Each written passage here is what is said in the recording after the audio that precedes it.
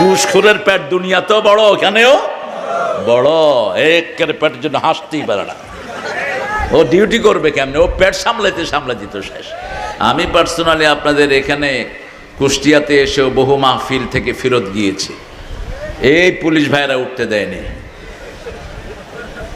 এই ভাই ভালো, হ্যাঁ কথা বলেন না কেন? ভালো না হলে কি এতক্ষণ বসেছিল?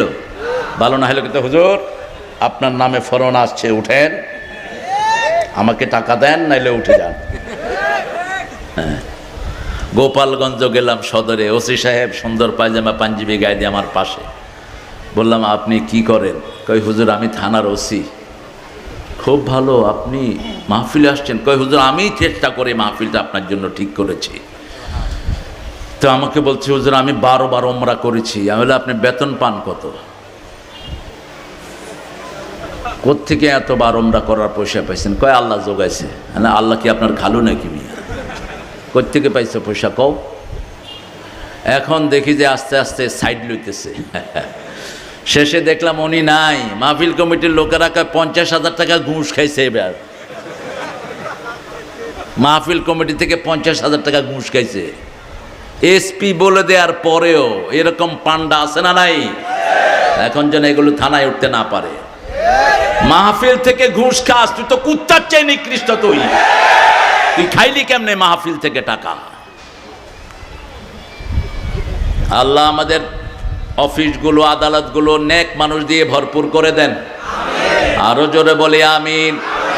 আল্লাহ বলছেন সূরা বাকারাতে মসজিদের হক সম্পর্কে, ওমান আযলামু মিম্মান মানাআ মাসাজিদাল্লাহ আন ইউযকারা ফিহা ইসমুহু ওয়া সাআ ফি খারাবিহা। তার চেয়ে বড় জালেম কে হতে পারে যে আল্লাহর মসজিদে মানুষকে জিকির করা থেকে নিষেধ করে দেয়? আছে না নাই? লাল বাতি লাগায় দেয়, লাল বাতি চলাকালীন নামাজ পড়া নিষেধ, এই বাতি টাঙানোই নিষেধ। কে দিয়েছে তোকে অথরিটি মূর্খ? কোত্থেকে পেয়েছো এটা? মসজিদে ঢুকলেই রাসূল বলছেন, বুখারী মুসলিমের বর্ণনা, লা তাজলিসু ইল্লা রাকাতাইন, মসজিদে কেউ যাবে 2 রাকাত ছাড়া তার বসা নিষেধ। কয় রাকাত? 2 রাকাত। যে কোনো সময় আসরের নামাজের পরে রাসূল বলেছেন কোনো নফল পড়া যাবে না, কিন্তু কেউ যদি মসজিদে বসতে চায় কয় রাকাত? সুন্নত পড়েছেন ঘরের ভিতরে। মসজিদে গিয়ে ফজরের জামাতের আগে, নামাজের আগে, ফরজের আগে আর কোনো সুন্নত, কিন্তু যদি আপনি বসতে চান কয় রাকাত? খুতবা চলাকালীন নামাজ নিষেধ। কিন্তু রাসূল আবু যর মুআজ বিন জাবাল, ছোট্ট মানুষ, তিনি মসজিদে ঢুকলেন, ঢুকে বসে পড়লেন। তিনি বললেন কম, এই জাবাল উঠ, উঠে সল্লে রাকাতাইন, 2 রাকাত পড়ো, তারপরে বসো, খুতবা চলা অবস্থায়। এই জন্য মসজিদে ঢুকলেই 2 রাকাত, এটার জন্য কোনো সময় নাই।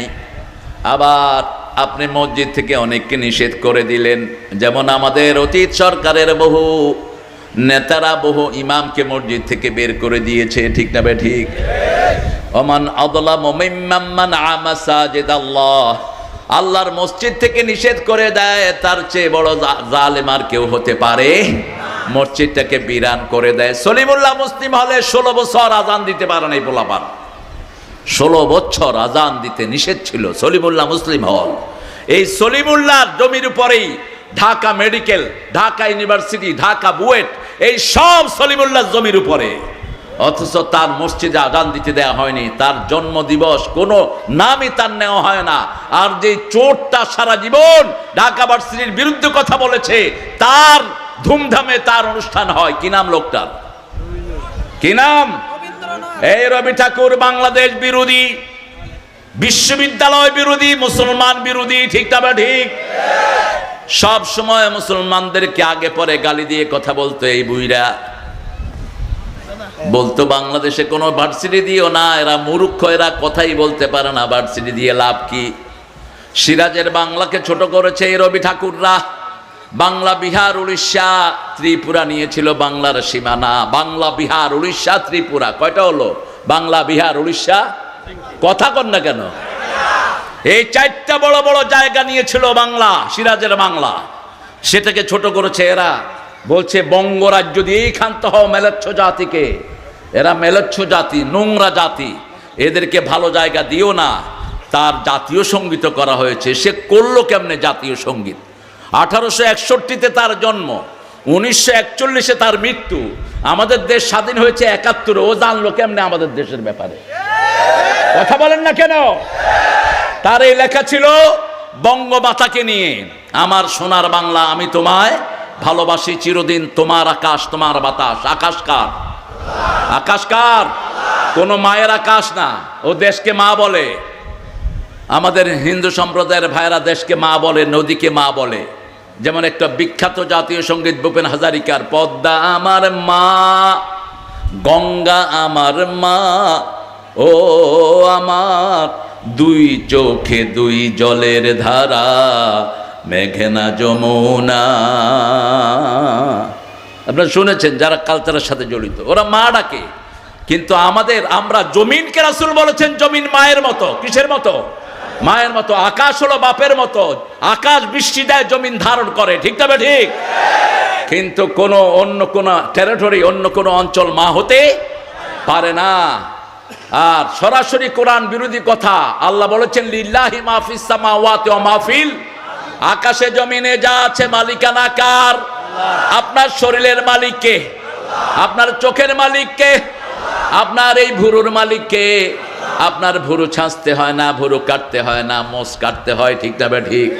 মোষ বাড়ে, ভুরু বাড়ে না। ভুরুকে আল্লাহ ফাকাদ্দারনাহু তাকদীরাত, ফিক্স করে দিয়েছেন। এটা যদি বাড়তো আমরা দেখতে পারতাম না। চোখের আইব্রু বাড়লে আমরা দেখতে পারতাম না। আমরা একজন কইতাম এই কেরে, এই কেরে। এটা আল্লাহ জানেন, এই জন্য ভুরুকে ফিক্স করে দিয়েছেন। এই জন্য যারা ভুরু ছাচে ওরা মনে করে আল্লাহর সৌন্দর্য জ্ঞান নাই, আমি তার চেয়ে সৌন্দর্য মণ্ডিত করব। রাসূল বলছেন যেই মেয়ে ভুরু ছাচে তার উপরে আল্লাহ লানত। এখন বিজ্ঞান বলছে যারা ভুরু ছাচে যে কোনো সময় তাদের চোখ অন্ধ হয়ে যেতে পারে। যারা দাঁড়িয়ে পেশাব করো যে কোনো সময় তোমার কিডনি ফেল হতে পারে। এই জন্য রাসূল 1400 বছর আগে বলেছেন তোমরা যখন পেশাব করবা কি করবা? বসো। হাই কমোটের চেয়ে লো কমোটটা কিডনির জন্য সহায়ক। যখন আপনি এইভাবে বসেন আপনার কিডনি একদম ফুল নিষ্কাশিত হয়ে যায়। যখন আপনি হাঁটবেন পেশাব ঠেকে যায়, পেশাব ক্লিয়ার হয় না। এই জন্য রাসূল সাল্লাল্লাহু আলাইহি ওয়াসাল্লাম সব সময় বসে নিভৃতে গোপনে এই কাজটা করতেন। আল্লাহ আমাদেরকে করার তৌফিক দান করেন। আমরা মসজিদকে আবাদ করব। আল্লাহ বলছেন সূরা তাওবার 17 নম্বর আয়াত, কারা মসজিদ আবাদ করবে? মা কানা লিল মুশরিকিনা আইয়ামুরু মাসাজিদাল্লাহ শাহিদিনা আলা আনফুসিহিম বিল কুফর। কার কথা? আল্লাহ বলছেন কোন মুশরিক যেন মসজিদ কমিটিতে না থাকে। কবর পূজারি, মাজার পূজারি আছে না নাই? হ্যাঁ, লালন পূজারি আছে আমাদের দেশে। লালন ছিল মুশরিক। লালনের উপর একটা মানুষ পিএইচডি করেছেন। তার পিএইচডি থিসিসের নাম হলো বাউল সঙ্গীত লালন। তার নাম হলো ডক্টর আনোয়ার। অনলাইনে সার্চিং দিলে আপনারা পাবেন। এই বাউল ছিল বাল দেবতার পূজারী। সূরা সাফফাতের 125 নম্বর আয়াতে আল্লাহ রাব্বুল আলামিন বাল দেবতার পূজারী যারা তাদের বর্ণনা দিয়েছেন। এই বাউল গানগুলো যারা গায় ওরা অধিকাংশগুলো মুশরিক হয়। আল্লাহ আমাদেরকে এই নোংরা জিনিস থেকে হেফাজত করেন। এদের অনেক লোক মসজিদ কমিটিতে থাকে, মাজার পূজারি মসজিদ কমিটিতে থাকে। আছে না নাই? একজনের পূজারি হব, তিনি কে? তিনি কে? আল্লাহ। সে আল্লাহ রাব্বুল আলামিন বলছেন কোন মুশরিক যেন মসজিদ কমিটিতে না থাকে। শিরক তো বুঝেই না। শিরক কি বলেন তো? বলেন কেমনে করবেন শিরক? কেউ ফিরে না খালি হাতে, খাজা তোমার দরবারেতে, এটা কি? আরো চিৎকার করে কর। আচ্ছা, আল্লাহ ছাড়া যদি কারো নামে শপথ করেন, এটা কি? তাবিজ কবজ যদি বাঁধেন, এটা কি? আপনাদের মসজিদে বোধহয় কোনো মানুষ নাই তাবিজ আলা। তাবিজ গলায়, তাবিজ কোমরে। সৌদি আরবের পুলিশ যেটা বুঝে আমগো দেশের হুজুরগুলি এটা বুঝে না। আপনি এখনো যান সৌদি, মিডল ইস্টের যে কোনো রাষ্ট্রে, আপনি এয়ারপোর্টে নামলে দেখবেন পুলিশ এরকম করে। এরকম করে হাতায়। কি দেখে? কি দেখে? আমি যখন প্রথম গেলাম, আমার আব্বা আমার সাথে 2002, আব্বা খুব বড় আলেম ছিলেন, খুব বড় পণ্ডিত ছিলেন, এমপি ছিলেন দীর্ঘ সময়, অনেক বড় মানুষ ছিলেন। আল্লাহ তার কবরকে জান্নাত বানিয়ে দেন। আপনাদের এই পাশের জেলাতে আব্দুস সোবান গাফরাহুল্লাহ আব্বা, ওনারা বন্ধু ছিলেন, খুব কাছের বন্ধু ছিলেন। আব্দুস সোবান রাহমাহুল্লাহ অনেক বড় মানুষ ছিলেন, স্বাধীনতার পরে কেউ তারে হারাতে পারে নাই। আপনাদের পাবনার ক্যাডেট কলেজ যেটা, এটা আব্দুস সোবান সাহেবের প্রতিষ্ঠিত করা কলেজ, দারুল আমান ট্রাস্ট ওনার প্রতিষ্ঠিত করা। আলহামদুলিল্লাহ, আগের এই মানুষগুলো অনেক বড় বড় প্রতিষ্ঠান উপহার দিয়েছেন, ঠিক না? ঠিক। আমার আব্বাও একটা প্রতিষ্ঠান করেছে, ওটা হলো দারুল আমান এতিমখানা, আর এটা হলো দারুল আমান ট্রাস্ট। আল্লাহ দুইজনকে জান্নাতুল ফেরদাউসে আপনি এক করে দেন। আবার এই দুইজনের ছাত্রের মতো ছিলেন আল্লামা সাইদি সাহেব, দুইজনকে অত্যন্ত শ্রদ্ধার চোখে দেখতেন। তো আমরা যে কাজগুলো আমরা এখন করা থেকে বিরত থাকি, আমরা কোনো প্রতিষ্ঠান করি না। যেমন একটা প্রতিষ্ঠান হেফজোখানা করেছেন, এটা দিনের ভিত্তি। দিনের কি ভিত্তি? এখান থেকে হাফেজ বের হবে আর মসজিদ চালাবে, ঠিক না? ঠিক।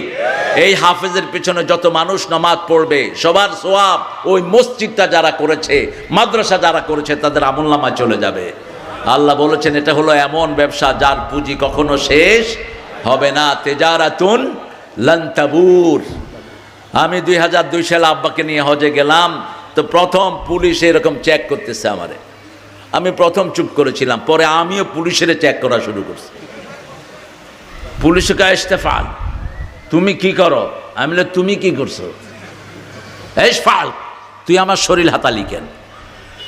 কাশুফুত তাবিজ, আমি তাবিজ দেখতেছি। আমি ওর পেটে হাত দিলাম। পুলিশগুলোর তো পেট বড় হয়, যেগুলো খায় বেশি। ভাই ঠিক আছে, ভাইয়ের পেট নাই। পেট নাই মানে ঘুষও নাই, মনে রাখবেন। ঘুষখোরের পেট দুনিয়াতেও বড়, ওখানেও বড়। একের পেটের জন্য হাসতেই পারে না। ও ডিউটি করবে কেমনে? ও পেট সামলাইতে সামলাইতে তো শেষ। তো পুলিশ বলল যে পেটে হাত দিলা কেন? আমি বললাম ইউদাউ তাবিজ ফি বিলাদিনা আলা বাতনির রাজুল ওয়ান নিসা। বাংলাদেশ পাকিস্তানে পেটের উপরে তাবিজ বাঁধে। কয় নতুন জায়গা পাইলাম। আমি বললাম আমি তোরা আরো জায়গা দেবো, তুই আয়া। এখন খুশি হয়ে গেছে ও। কয় তাহলে তুমি তো তাবিজের ব্যাপারে ভালোই জানো, কিন্তু তোমার দেশের লোকেরা এগুলো কোত্থেকে পায়? রাসূল সাল্লাল্লাহু আলাইহি সাল্লাম নিজে ফু দিতেন কোরআন পড়ে, একটা সূরা পড়ে ফু দিয়ে 10 কোটি টাকা নেন হালাল। আবু সাইদ খুদরি এক ফু দিয়ে 36টা 30টা ছাগল নিলেন। কয়টা? 30টা ছাগল, বুখারীর বর্ণনা।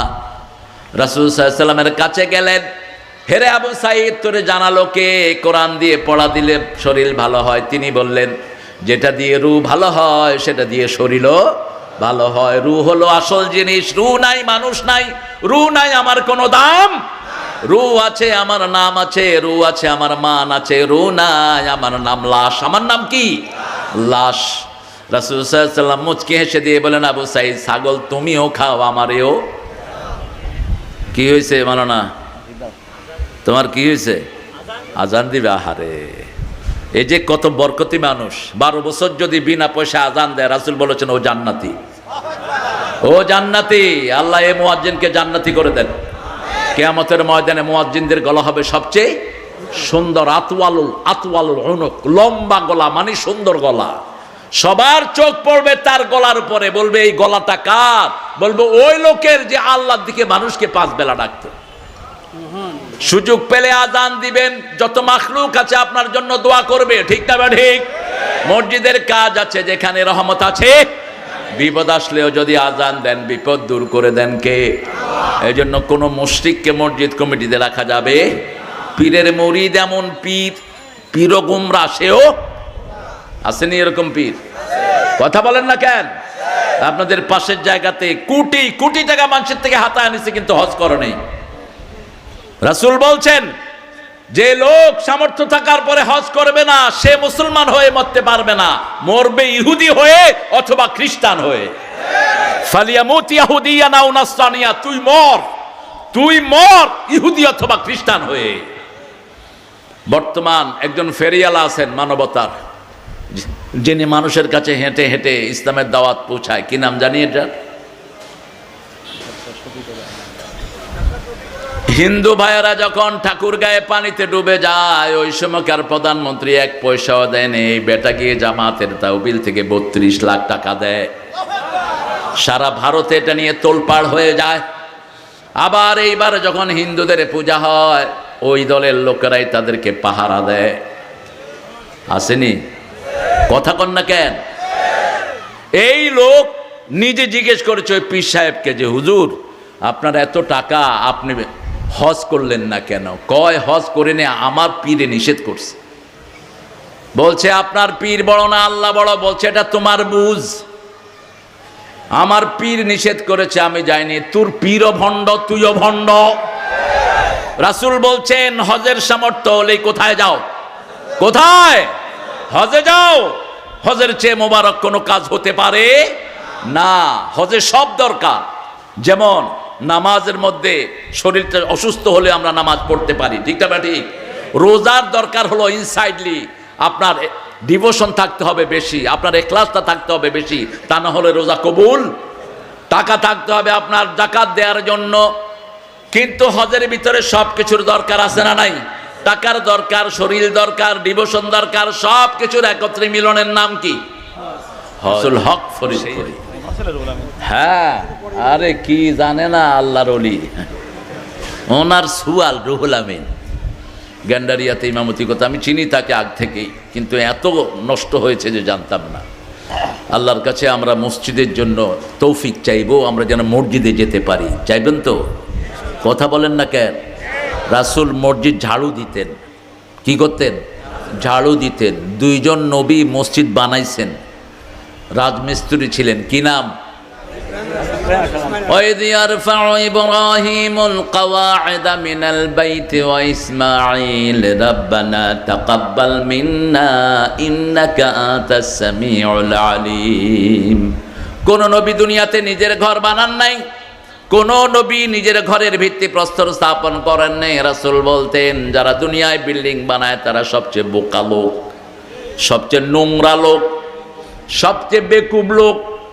কারণ যেখানের কোনো ভিত্তি নাই, একদিন পরেই চলে যেতে পারি। অনেক লোক বিল্ডিং বানিয়েছে, নিজে সেখানে থাকতেও পারে নাই। কার জন্য এই বিল্ডিং বানাও? এমন জায়গায় বানাবা যেখানে তুমি চিরস্থায়ী হয়ে যাবা। যেই ঘরের কোনো ভিত্তি নাই। রাসূল সাল্লাল্লাহু আলাইহি ওয়াসাল্লাম মদিনায় গেলেন, মসজিদে নববীর জায়গাটি সোহেল এবং সোহাইল 2 ভাই থেকে কিনে নিলেন। কিনে নিয়ে তিনি প্রথম খেজুর গাছ দিয়ে সেখানে একটা ঘর বানালেন। ঘরের পিলাল হলো খেজুর গাছ আর ছাউনি হলো খেজুর পাতা। ভেন্না পাতার ছানি একটুখানি বৃষ্টি হলে গড়িয়ে পড়ে পানি। এই ছিল মসজিদে নববীর অবস্থা। রাসূল সেজদা দিতেন কাদার ভিতরে। কিসের ভিতরে? কাদা। কাদা বলেন তো আপনারা? বৃষ্টি বালুর উপরে পড়লে যেটা হয় ওটাকে কি কর? কাদা। এই কাদায় সেজদা দিতেন। বুখারীর বিখ্যাত হাদিস, লাইলাতুল কদর রাসূল বলে দিবেন যে this is the night for পাওয়ার, এটা হলো লাইলাতুল কদর। রাসূলকে আল্লাহ জানিয়ে দিয়েছেন। তিনি আসলেন, 2 রাকাত নামাজ পড়লেন, কপালে কাদা লেগে গেল। কি লাগলো? কাদা লেগে গেল। আমাদের মসজিদগুলো পাকা, মুসল্লিগুলো কাঁচা। আর তখন মসজিদ ছিল কাঁচা, মুসল্লি ছিল। দুইটা একসাথে হয় না। আপনি দুনিয়াও কামাই করবেন, আখিরাতও কামাই করবেন, একসাথে হবে না। লা ইয়াজমাউ আমনাইন ওয়া লা খাউফাইন। রাসূল বলতেন দুটি নিরাপত্তা একসাথে হবে না, দুটি ভয় একসাথে হবে না। যারা আল্লাহকে ভয় করে দুনিয়াতে হারাম হালাল বেঁচে চলে, মৃত্যুর পরেই আল্লাহ তাদেরকে ভয় শূন্য কবর দিয়ে দিবে। আর যারা দুনিয়াতে আল্লাহকে ভয় করে না, মৃত্যুর পরেই তাকে ভয়যুক্ত জাহান্নামে ঢুকিয়ে দিবেন কে? আমরা দুনিয়াতে আল্লাহকে ভয় করব। রাজি আছি তো? কোন মানুষের হক খাবো না, হিন্দুরও না। আমাদের অনেকে মনে করে হিন্দুর জিনিস চুরি করতে পারলে আমি বেঁচে গেলাম। না, ওরা মানুষ। ওরা কি? রাসূলের কাছে সব মুশরিকদের আমানত ছিল। তিনি যেই রাতে চলে যাবেন, আলীকে বললেন, আলী এই এই জিনিসগুলো ওই লোকের, ওরা আমাকে মারার জন্য প্ল্যান করেছে। আমার আল্লাহ বলেছেন আমি যেন চলে যাই। আমার বাড়ির চারিদিকে 100 যুবক হাতে হাত দিয়ে তলোয়ার নিয়ে দাঁড়িয়ে আছে আমাকে ধরার জন্য। তবে টেনশন করো না আলী, আমাকে বাঁচিয়ে দিবেন কে? আল্লাহ বললেন কিছু বালু আঙ্গুল হাতে তুলে নাও, আর একটা আয়াত পড়ে ফু দিয়ে দাও, জাআলনা মিন বাইনি আইদিহিম সাদ্দা ওয়া মিন খালফিহিম সাদ্দা ফাগশাইনাহুম ফাহুম লা ইউবসিরুন। ফু দিয়ে ছেড়ে দাও। বালু ফু দিয়ে ছেড়ে দিল, আল্লাহ ওদের সবার চোখের ভিতরে বালু ঢুকায়া দিলেন। আচ্ছা, বালুতে এমনি করে ফু দিলে একদিকে না যায়, ঠিক না? ঠিক, কিন্তু ঘুরে ঘুরে গেল কেমনে? 100 জন যুবক সবার চোখে বালু। অবশেষে আল্লাহ জানিয়ে দিলেন, ওয়ামা রামাইতা ইয রামাইতা ওয়ালাকিন্নাল্লাহা রামা। ও নবী, আপনি নিক্ষেপ করেন নাই, আপনি বালু উঠিয়েছেন। নিক্ষেপ করার কাজটি আমি আল্লাহ নিজেই করে দিয়েছি।